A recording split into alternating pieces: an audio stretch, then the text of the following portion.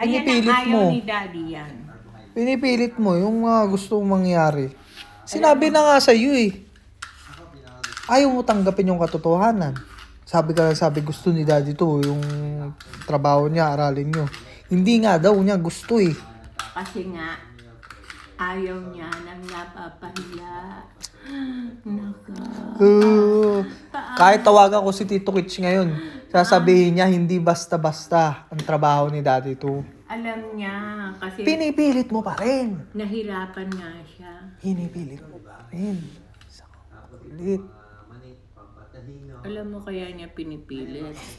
Ikaw ang pumipilit, hindi si Daddy to. Ikaw Alam mo ang kung pumipilit. bakit ko pinipilit.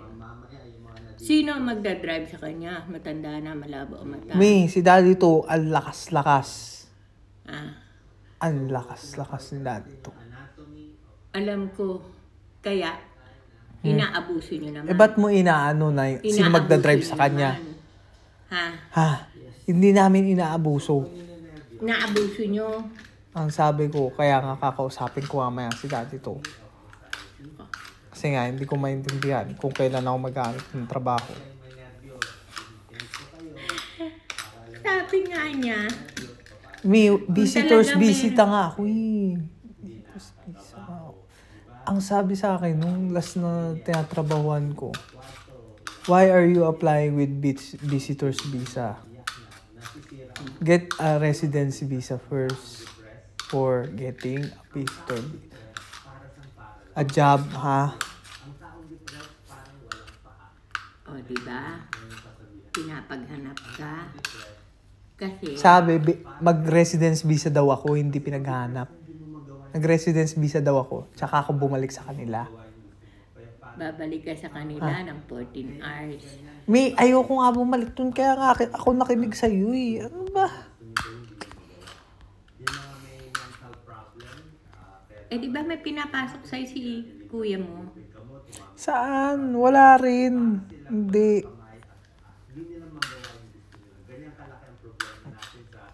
Hindi tumawag yung manager. Ano yung hamad eh.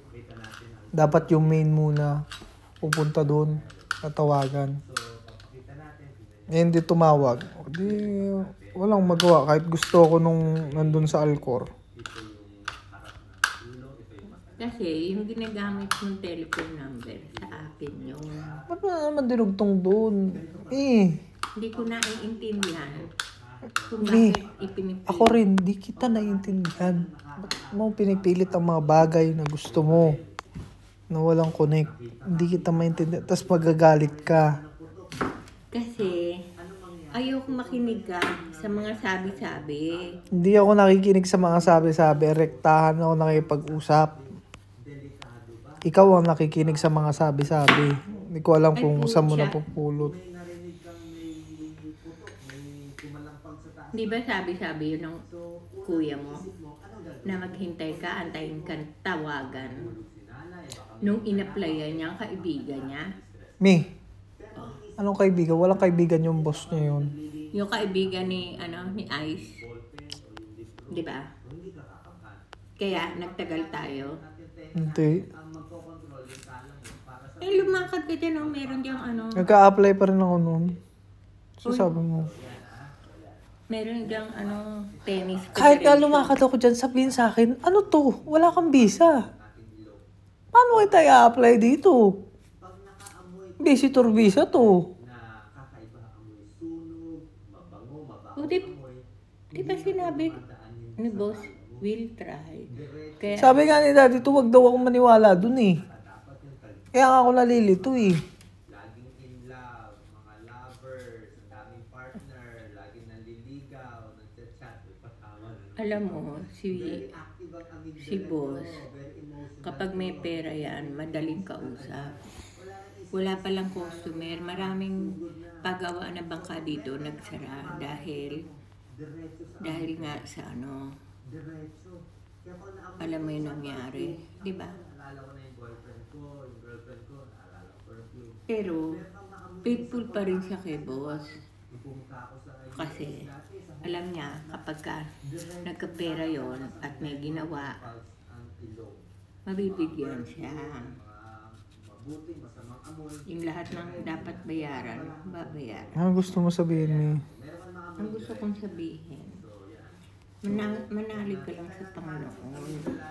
Huwag kang, Dapat ba huwag mong, o hindi yung alam mo, pag na-stress huwag tayo, mo, ito mangyayari. Papakita natin yung mangyayari, ha?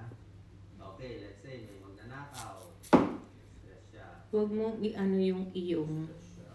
Pag nalalaman na-stress siya, sa gusto ng Panginoon. ng utak, Sinasabi ko nga sa'yo, you may have your plans, talagang very active na maglalabas diba? ng hormone. Maganda But ang God stress has hormone. planned for you. Pagpanandalian lang, diba? Ask the Lord to bless your plans, and if you think that you can do it, He will give it to you. Oh. Kaya ka hindi pinapunta dun sa pinasukan. Ibig sabihin, hindi mo kaya yun. Tsaka mabubuhay ka ba ng ganun lang ang sweldo mo? Eh sa kain-kain pa lang, ubus na yung pera mo. Huwag mo isipin yung kain-kain ko, Mi. Sa bisyo mo, ubus na yung pera mo. Wala akong pinaggagastusan. Heartbeat nyo, ang lakas ng tibok, ha?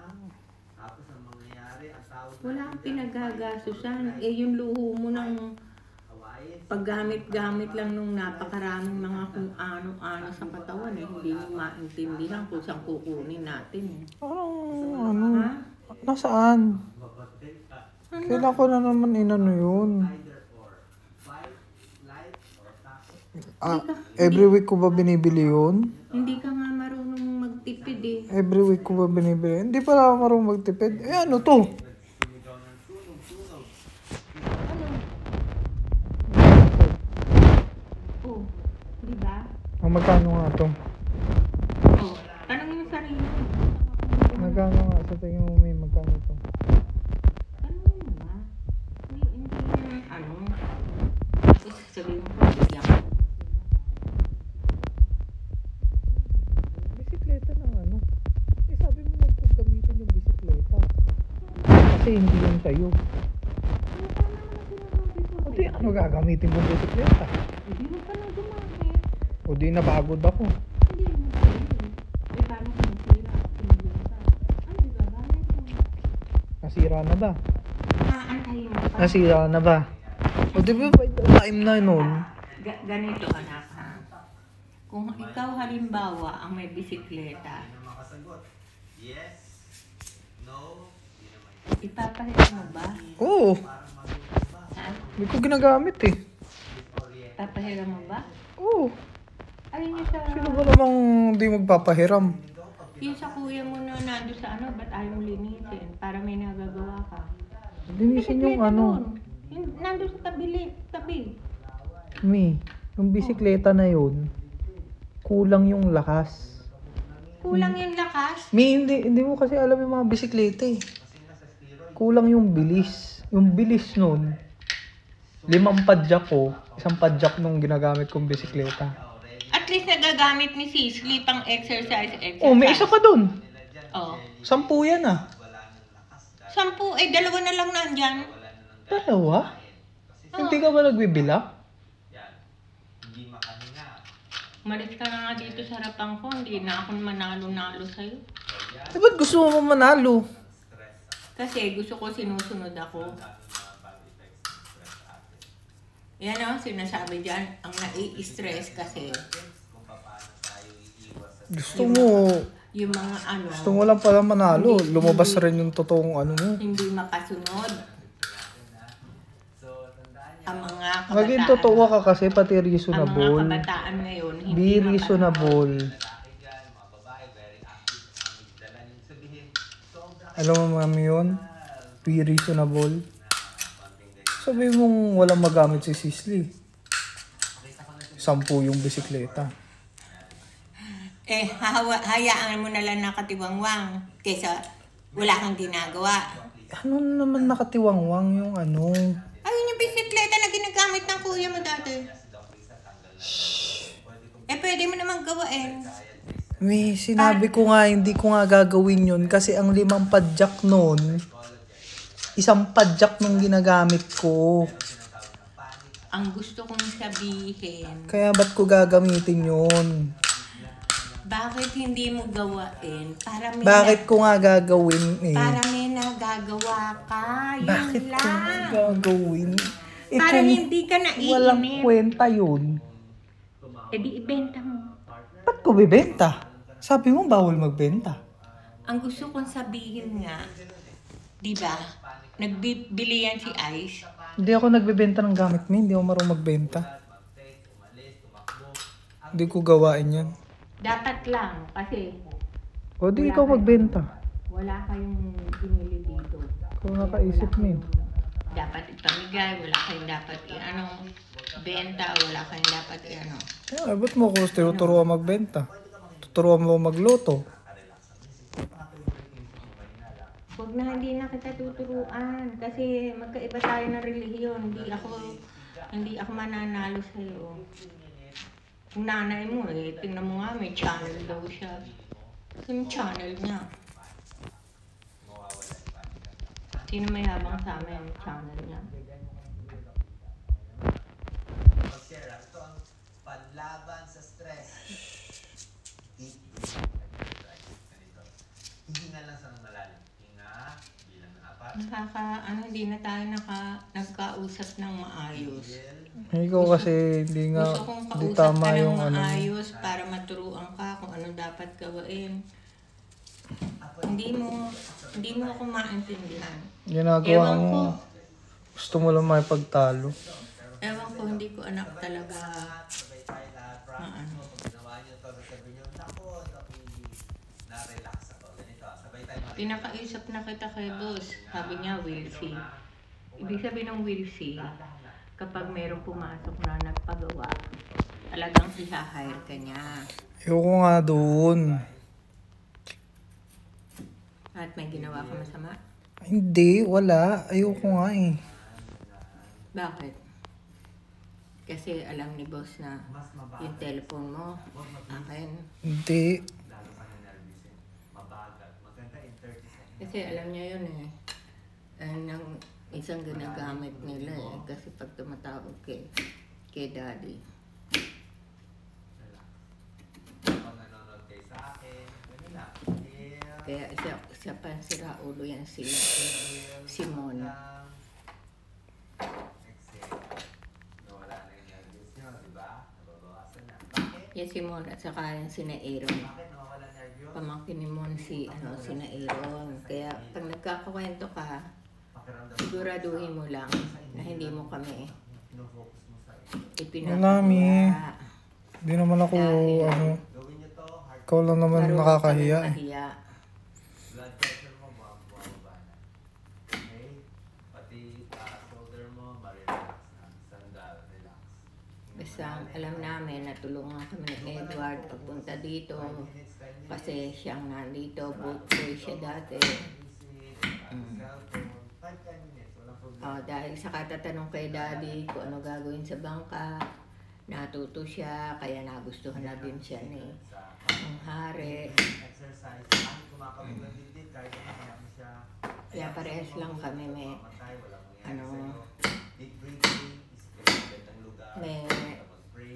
ano sa isa. Magandang Kasi kaibigan namin yan dati. Pag na-relax kayo, Hindi namin kaaway. Okay naman, salamat. Para maraming Kaya kung may sinusumbong ka kina ano, Wala, Mi. Ano ba sinusumbong? sa mga away hindi ang sinasabi ko lang sa iyo, kakaingat kayo ng mga kaibigan natin ha. ano nyo, So that's one deep breathing exercise. mga kakwentuhan nyo. Meron pa mga ibang klase Kasi stress eh. Pero relax na kayo. masama yung mga marites. Stress, na-relax mo na sila. Hindi ako nasabihin ito. Diba? Doc Lisa, na-relax mo na sila. Papakita ko sa inyo bago magbibigay si Doc Lisa ng how to be happy fit. Ito ang utak ng depressed.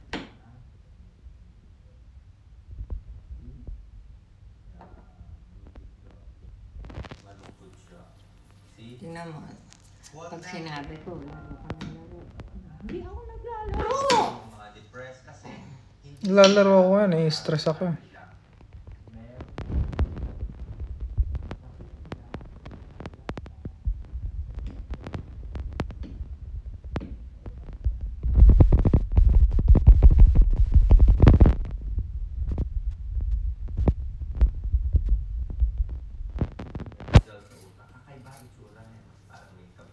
Ni ayaw ka maligo. Alam mo ba yung ayaw maligo? Tapos, kumokonek siya sa ibang Ha? Naligo talaga ako, Mi. Inutos ng kamay mo, galaw, Yung ayaw daw maligo, nag-aano. inutos ang utak ko eh. Kung ano-anong ginagawa. Di ba pwede nilalamig lang? Ha? May mainit naman ah. Yung signal, Hindi, malamig yung ano. Naliligo lang ako pag malagkit yung balat ko. Pag malagkit. Araw-araw naliligo. Ganyan dito ay sa akin, kabaho eh. Sinaga ko 2 taon. meron tayong serotonin. Yan ang pampas. Nalagyan kong kilikili ng lemon. Yung paa, lemon. Eh, ikaw eh, kung itulak mo ako, kala mo, ako naman to. At norepinephrine, kaya mo yung palabasin ng tubig Wala, parang nangyayari. Amoy putok pa rin si kuya eh. ng gamot. Sinaga ko yun oh. Sinabi ko sa kanya. Ano ba't ang baho pa rin? Kasi sabi ko, huwag maglagay ng mga ano sa kilikili. Kasi yun parang tinakpan lang. Alam mo, parang tinakpan lang nila yung ano ng mga pabango. Sabi mo, ginamot mo na. Eh sinabi ko, lagyan twice a week ng lemon. Nakinig ba? Nalalastingan daw. Eddie, hindi na ako, sumuko na ako. Hindi ko na alam kung anong gagawin kasi nandun na siya sa ano. Gusto niya yung madalian na ilalagay lang sa kilikili. Oo. Eh di pumalit.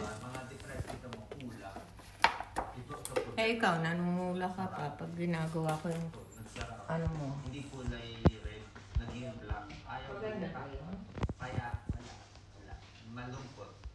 Ayaw mag-communicate yung mga nerves niya. Mabagal ang utak. Hindi makaisip. Paano hindi gumagana? Baga sa computer, nasira. Nasira. Yan. Titingnan natin ha. Ito ulit. Yan ang gusto natin padamihin ha. Paparamihin natin. Kung manood kayo ng FB Live natin, I'm sure nag-deep breathing exercise kayo. Lumalabas na yan. Ha? Lumalabas na yan. Puro masasaya lang tayo ngayon. Maganda araw natin. Ito sinasabi ko kanina, yung amygdala. Responsible for emotions, feelings, and very active yan sa mga depressed na tao. Yan. Very active. Yan. Yung maraming cheeks. Yan. Amygdala. Tapos, Doc Lisa, pakita na ba natin yung signs of depression? Gusto mo na ikwento na natin? Okay. Ito. Ito po, malalaman natin kung yung kaibigan nyo o nakikinig sa atin, ma-OFW, kung depressed o hindi. Kung meron kayong 5 sintomas, 5 out of 30 sintomas. Tulungan niyo ang sarili niyo at tutulungan kayo ng Panginoon. For 2 weeks, baka depressed. Hindi yung gusto niyo ang masusunod. Ako, kaya ako narito para lang kay turuan ng maayos. Ngayon, kung hindi kayo marunong makinig, hindi ko na rin alam kung anong gagawin sa inyo. Palagay ko naman, naririnig nyo pag umaga kung Wag! kung ano sinasabi ni Daddy, di ba? Hindi. Huwag mong gisingin, hayaan mo siya. Kung talagang gusto magtrabaho, magtatrabaho yan. Hindi mo naririnig. Hindi. Bingi ako eh. Pakimpintuan mo para alam mo yung sinasabi niya. Bingi ako eh. Ba't ko pakinggan? Pati hindi naman ako chismoso. Kikinig ako. Self-pity, diba? Ayaw natin lahat yan. Happy tayo, ha? Weight loss or weight gain. Yung iba ayaw kumain. Yung iba, kain na kain. Diba nalulungkot, kain ng ice cream. Yan. Nagbabago yung kain. Ito po ang magandang simptoma. Kung meron ito, pwede pakita niya yung mga depressed, papasayahin natin. Hindi makaisip. Mabagal ang isip. Hindi makaisip. Impaired thinking or concentration. Problema, pati pagod. Hindi makatulog o tulog na tulog. Ito, masama na yung isip. Nagpapaalam na ayaw natin. Ito iyak ng iyak. Iyak ng iyak ng walang rason. hindi makadecide. Ito yung mga kalalakihan natin, hindi sila depressed kasi hindi decrease ang sex drive. So, anyway, hindi mo kailangan lahat to. Pag meron kayong 5 nito for 2 weeks, 2 weeks, ibig sabihin, depressed. Ha?